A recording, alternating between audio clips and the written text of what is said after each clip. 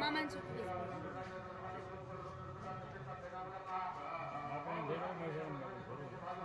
બાપુ sir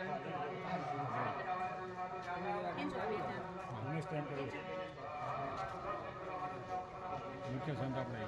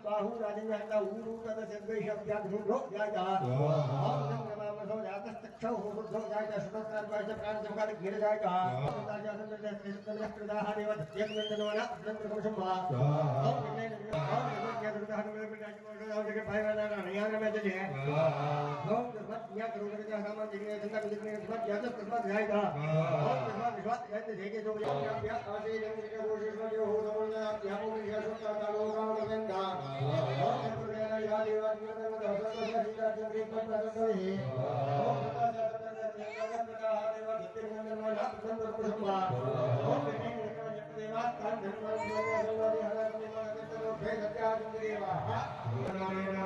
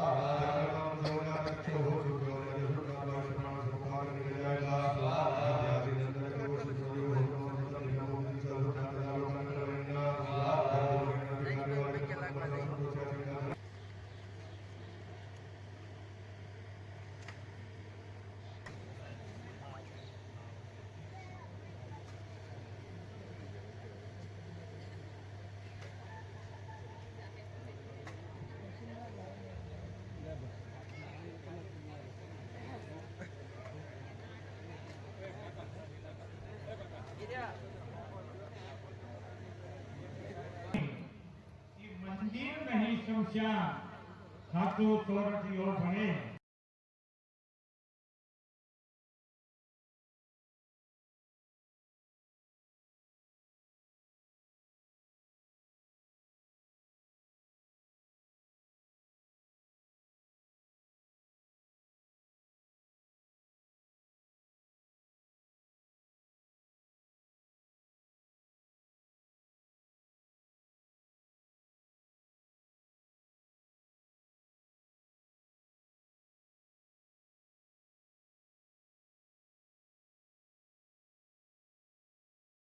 છે ત્યારે તો મહેમાનથી પણ ઉપર એવા સંતો આપણા ગામની અંદર આપણા આમંત્રણને માન આપીને પધાર્યા છે તો ઠાકર સત્સંગ મંડળ અને સમસ્ત ગામ વતી હું તેમને આવકારું છું. સંતોના પાવન પગલા આપણા ગામની અંદર થયા તો આપણે જે કાર્ય કરવા જઈ રહ્યા છીએ એ નિર્વિઘ્ને પૂર્ણ થશે એવી આપણને શ્રદ્ધા હોવી જોઈએ. સંતોના પગલા કોઈ પણ કાર્ય નિર્વિઘ્ને પૂર્ણ થાય, એના આશીર્વાદ મળી જાય તો પણ આપણે આ કાર્ય નિર્વિઘ્ને પૂર્ણ થાય ત્યારે આશીર્વાદની બદલે આ તો રૂબરૂ આવ્યા તો તે વતી ગામ વતી અને ઠાકર સત્સંગ મંડળ વતી હું તેમને ખૂબ આવકારું છું.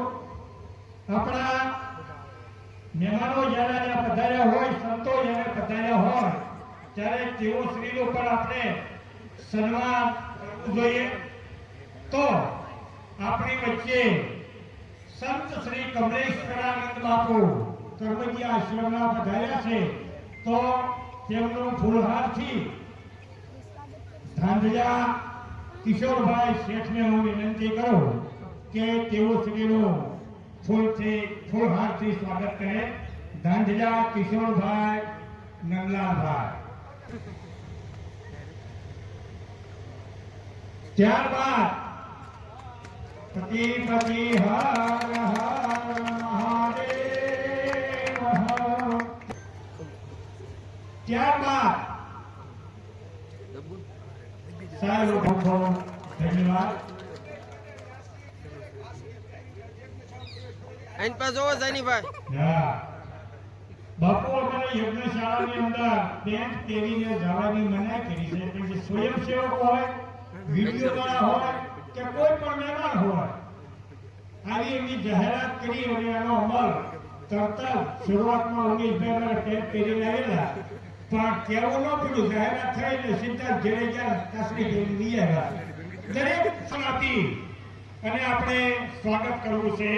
તો ડાભનો આસિયા ભૂપતભાઈ મક્કલભાઈને હું વિનંતી કરું કે કમલેશ્વરાનંદ બાપુને ડાભનું આસન આપી અને સન્માન કરે. ભાઈ શ્રી ભૂપતભાઈ મક્કલભાઈ બારિયા.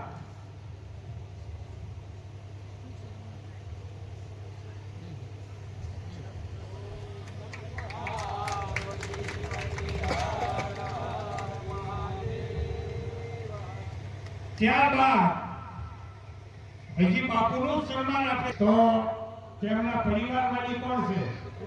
મેડમ બાબુ છે ને, એનો બાબલો છે, વિઠ્ઠલભાઈનું નામ છે કાંતિભાઈનો બાબલો નહીં આવે અને ભગવદ ગીતા આપી અને તેમનું સન્માન કરે. હું છું ખૂબ ખૂબ ધન્યવાદ. કે હર હર મહાદેવ હર. ત્યારબાદ આપણી વચ્ચે બીજા એવા સંત શ્રી મહેશ્વરાનંદ બાપુ જે નેસવાડ અને દિહોરની વચ્ચે તત્કાલ હનુમાન નો આશ્રમ ધરાવે છે એવા સંત શ્રીનું ફુલહારથી સ્વાગત રાજુભાઈ હાજર છે તો સંત શ્રી મહેશ્વરાનંદ બાપુનું ફુલહારથી સ્વાગત કરશે રાજુભાઈ બારિયા.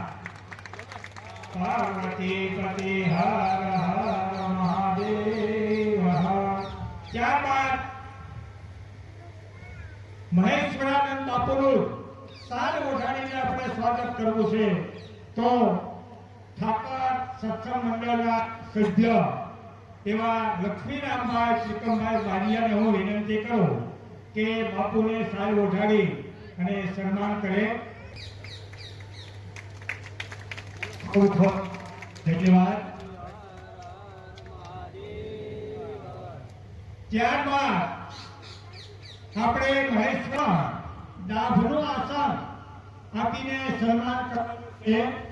ઠાકર સત્સંગ મંડળના સક્રિય સભ્ય એવા લીલાધરભાઈ બારિયાને હું વિનંતી કરું કે બાપુને ડાભનું આસન આપી અને સન્માન કરે.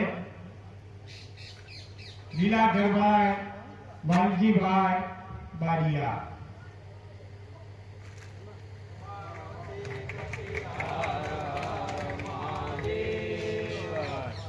ત્યારબાદ આપણે એની મહેશ્વરાનંદ બાપે રણછોડ દાદા ખૂબ મોટી ઉંમર થઈ ગઈ છે. રણછોડભાઈ દેવજીભાઈ જાની ભગવદ ગીતા હતી અને બાપુનું સન્માન કરશે.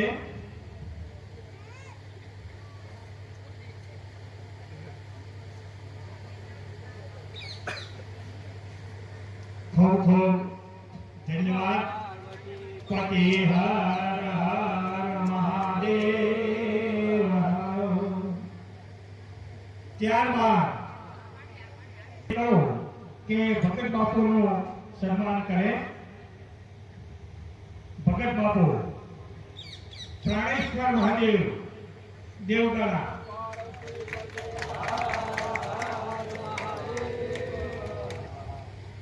ત્યારબાદ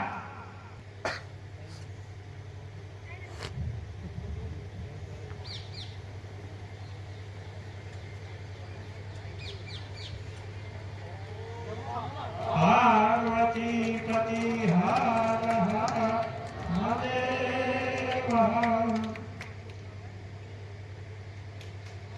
દાભનો આસન સંત શ્રી ભગત બાપુને દાભનો આસન આપણે અર્પણ કરવાનું છે.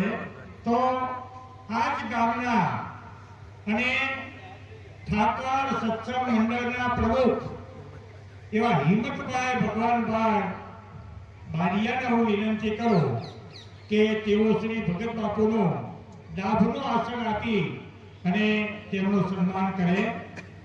ઠાકર સત્સંગ મંડળના પ્રમુખ બાપુશ્રી અને સક્રિય કાર્યકર સત્સંગ મંડળના.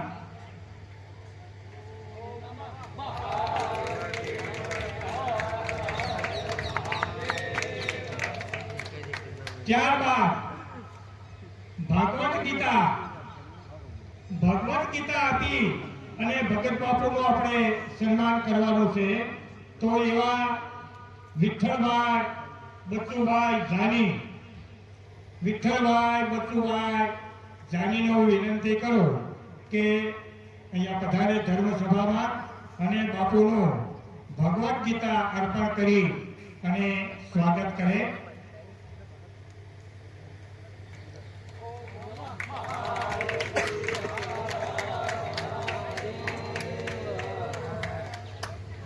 સંતોનું આપણે સ્વાગત કર્યું.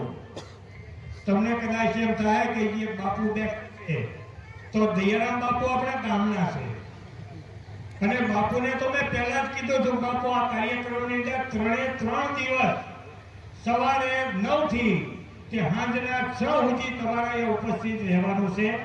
ગઈકાલે આપણે દયારામ બાપુનું પણ સન્માન સીતારામ બાપુની સાથે કર્યું હતું એટલે આજે આપણે કરતા નથી, પણ એ આપણા માર્ગદર્શક છે.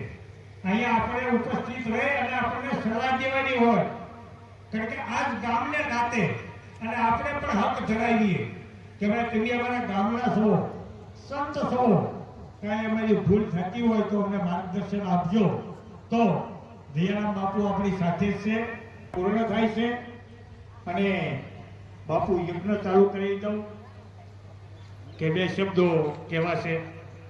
એક રહી ગયું ભાઈ, એક રહી ગયું છે, એક મોટું કામ રહી ગયું. હવે ઠાકર સત્સંગ મંડળ ને ગાયત્રી પરિવાર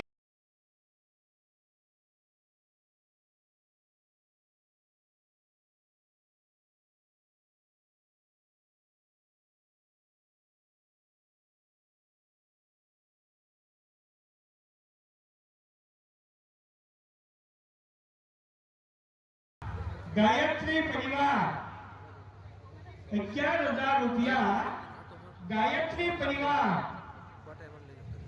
ઠાકર સત્સંગ મંડળને આ ભગવત કાર્યની અંદર અર્પણ કરે છે. ખૂબ ખૂબ ધન્યવાદ. તાળીઓના ગગડા પાડજો. આવો ગાયત્રી પરિવારને વિચાર આવ્યો કે અમારે આ કાર્યની અંદર કંઈક દેવું છે.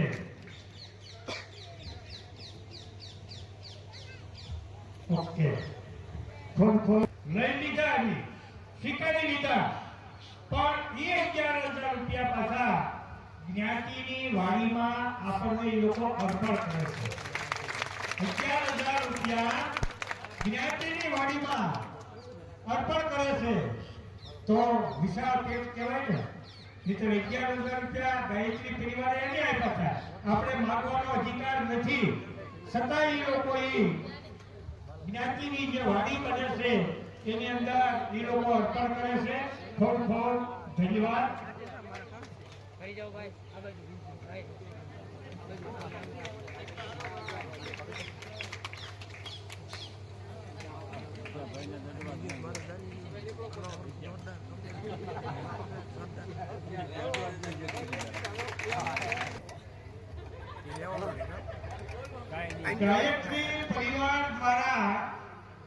ગાયત્રી પરિવાર દ્વારા જે 11,000 રૂપિયા ઠાકોર સત્સંગ મંડળને અર્પણ કરેલા હતા તે 11,000 રૂપિયા ઠાકોર સત્સંગ મંડળ જ્ઞાતિની વાડીમાં પાછા અર્પણ કરી દેશે જ્ઞાતિની વાડીમાં એ 11,000 રૂપિયા અર્પણ કરે છે અને એ મને જ અર્પણ કર્યા અમારી કમિટી છે વહીવટકર્તા તરીકેની જ્યારે જ્યારે જરૂર પડે ત્યારે કમિટીને આપણે બોલાવી છીએ અને આ લોકોને એવો વિચાર આવ્યો કે આ 11,000 રૂપિયા અમારે જોતા નથી અમને ઠાકર દાદાએ ઘણું આપ્યું તો એ લોકોનું પણ દિલ મોટું કહેવાય નહીંતર દીધેલું દાન અત્યાર સુધીમાં કોઈ પાછું દીધું નથી દીધેલું દાન અત્યાર સુધીમાં પાછું કોઈ આપે નહીં પણ એની દાન સ્વીકાર્યું પણ ખરું અને ફરીવાર દાન આપણને અર્પણ પણ કરી દીધું તો એવા ઠાકર સત્સંગ મંડળનો હું ગામ વચ્ચે આભાર માનું છું ખૂબ ખૂબ ધન્યવાદ હવે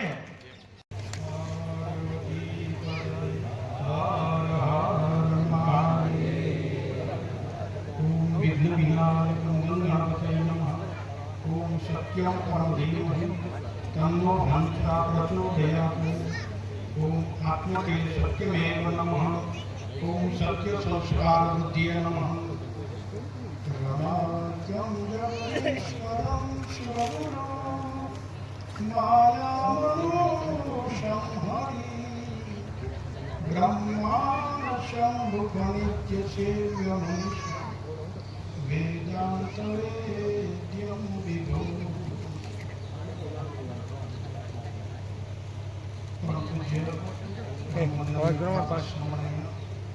मर्यादा पुरुषोत्तम प्रणाम भगवान श्री राम कौशल्यानंद राम पंचायत अथवा राम दरबार सर्व देवों मोक्ष वंदन यज्ञ नारायण भगवान स्थापित देवताओं અને પૂજનીય પધારેલા દરેક સંતોના સ્પર્શ નમસ્કાર પધારેલા બ્રહ્મ દેવતાઓ કે જે કાંઈ કામ કરી રહ્યા છે કૃષ્ણભાઈ પહેલા કીધું બે શબ્દો પણ હવે એમાં પછી હાથ પાડ્યા પછી તો કેમ થાય કોને ખબર પણ એક નાનો પ્રસંગ કહેવા ઈચ્છું છું કે પ્રથમ તો વિદ્વાન બ્રહ્મ દેવતાઓને ભગવાન શિવ સરસાત નમસ્કાર સતરા દવે પરિવાર અને ગામ સમસ્ત વિચાર સથરા સત્ય સમરણ સેવા દયા દાન આવા થર સથરાના છે કારણ ત્યાં કૃષ્ણકુમારસિંહજી મહારાજ મિત્રો વંદન કરી કહું છું કે જે દેવ સ્વરૂપ પુરુષ એના શરણાયા પડતા જે મોટા મોટો થર તો એ છે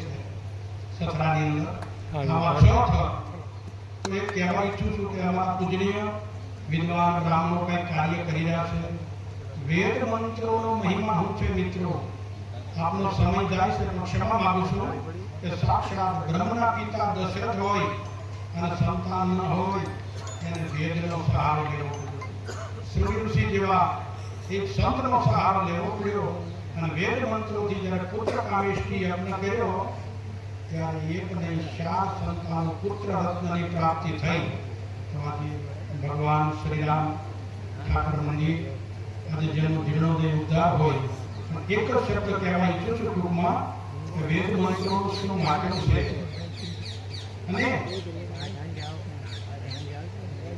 દ્વાદશ જ્યોતિર્લિંગ 10મા શિવલિંગ રામેશ્વરમાં કીધું છે કે પુરાણો તમામ 65% વેદોને આધાર બનેલા છે. મોહમ્મદ પૈગંબર સાહેબે કીધું કે અમારું પુરાણ જે બન્યું છે એમાં 35% વેદોનો સાર છે. તો વેદ વિના મીટે ભેદ. પણ સૌરાષ્ટ્ર કાઠિયાવાડની ધરતીમાં કે જે આપણું શહેર જુનાગઢ 2025 વર્ષ પહેલા એમનું નિર્માણ થયેલું. ત્યારે મૈપત ચોથા રાજવી પુરુષે પ્રવાસના બ્રાહ્મણોને બોલાવી એ ધરતી દાનમાં આપી અને કીધું હે બદીઓ, એ બ્રહ્મદેવતાઓ, અહીંયા તમે એક નગર વસાવો. એ બ્રાહ્મણોએ 1 વર્ષ સુધી ત્યાં વેદ મંત્રો સ્તોત્રોથી પ્રાર્થના કરી, યજ્ઞ કર્યા, અનુષ્ઠાનો કર્યા અને ત્યારબાદ વેદ મંત્રોથી એ નગરની સ્થાપના કરી, એટલે કે તોરણ બાંધ્યા. એનું નામ હતું સુવર્ણગીરી નગરી. એ અત્યારનું જુનાગઢ મિત્રો મહાતીર્થ બન્યું.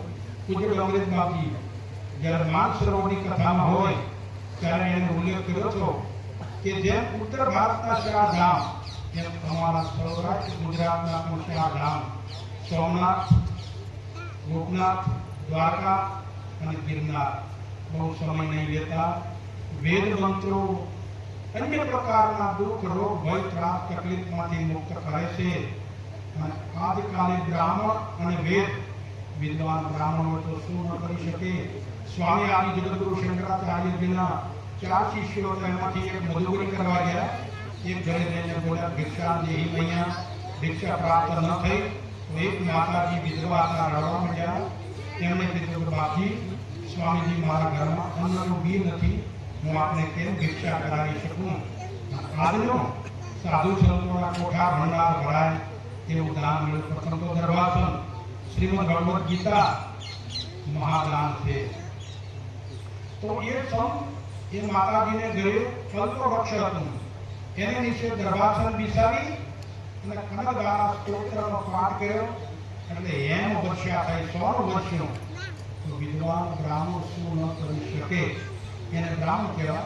બાકી પછી કાંઈ શૂન્ય રિઝલ્ટ હોય વિશેષ મર્યાદામાં ન હોય આપણે ભાવન કહેવાય, બ્રાહ્મણ ન કહી શકાય. બહુ વધારે સમય નહીં લેતા 17 ગામ પરમાત્માની કૃપાથી ગોપનાથ ભાગોળે ગામ પ્રસંગ જેનો આજે પ્રગટ્યો, આનંદ કરે આપણું ગામ. પરમાત્માની કૃપાથી હિમાલયના પથ્થરમાંથી પાણીના બિંદુઓ ટપકતા હોય અને જ્યારે કેન્દ્રિત થાય ત્યારે માનસરોવર કહેવાય. ગુલાબનું પુષ્પ જ્યારે ખીલે ત્યારે સુગંધથી મેકી રહેલું હોય. આમ તો સતરા વિચાર કરું છું કે ઠાકર દાદાની આંખીમાં ટન મોઢે કાન આવે. આ પહેલો દાખલો છે ભાવનગર જિલ્લામાં, ગુજરાતમાં. પણ વધારે સમય નહીં લેવો. બ્રહ્મ દેવતાઓને સમયસર પોતાનું કાર્ય પોતાના ભૂમિકા સુધી પહોંચાડવું પડે. અને આપણે બધા જો આમના મારેડા કરીએ તો પછી એને વિધિ વિધાનમાં થોડો કાપ મૂકવો પડે. બહુ સમય નહીં લેતા 17 ગામે અમને સર્વને આમંત્રિત કર્યા. આપના શ્રદ્ધા ભાવ પ્રેમને વશ થઈ અને અમે હાજરી આપી. યજ્ઞનારાયણ ભગવાનના દર્શન થયા, એક જીર્ણોની ઉદ્ધાર મંદિરના દર્શન થયા, સંત સાધુઓના, અને એક ભાવિક જનતાના દર્શન થયા. ભગવાન શિવ સહસ્ત્રાર્થ સર્વને નમસ્કાર.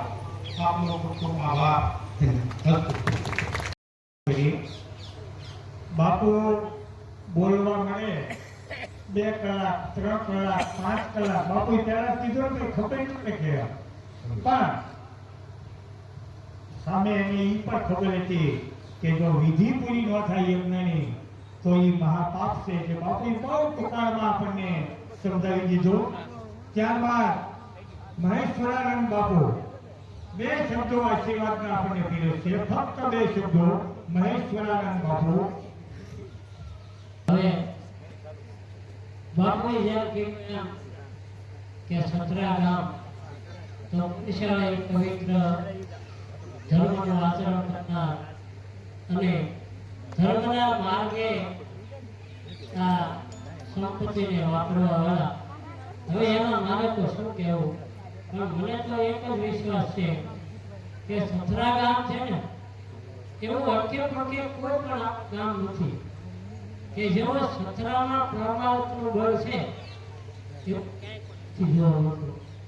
એટલે અહીંયા ભગવાન પોતે રામચંદ્ર ભગવાન, કૃષ્ણ પરમાત્મા અને દેવી દેવતાઓ સર્વેની હાજરી મને દેખાય અને આ ગામનો ભાવ પરિપૂર્ણ અને પરિભ્રમ પોતે પરમેશ્વર અહીંયા